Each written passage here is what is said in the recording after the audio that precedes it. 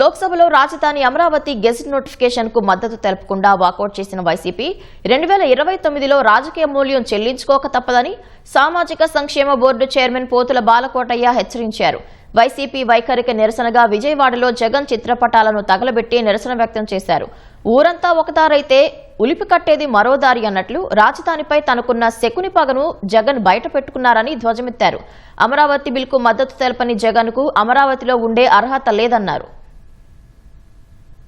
ప్రజా రాజధాని Amaravati bill gazette notification పెడుతున్న సందర్భంగా వైసీపీ పార్టీ తిరిగి మళ్ళీ అక్కసును, తన కక్షను, తన కుట్రబుద్ధిని వ్యక్తం చేస్తూ ఆ పార్టీ లోక్సభ నుంచి వాకౌట్ చేయటాన్ని రాష్ట్ర ప్రజలు అలాగనే అమరావతి పోరాట యోధులు గర్హిస్తున్నాం. ఇది ఒక దుర్మార్గమైన చర్య.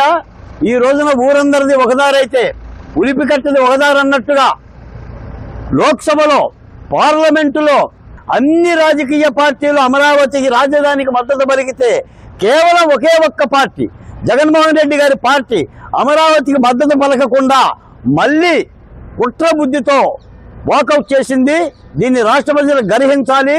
ఇలాంటి రాజకీయ పార్టీకి రాజకీయ సమాధి కట్టాల్సిన అవసరం ఉంది.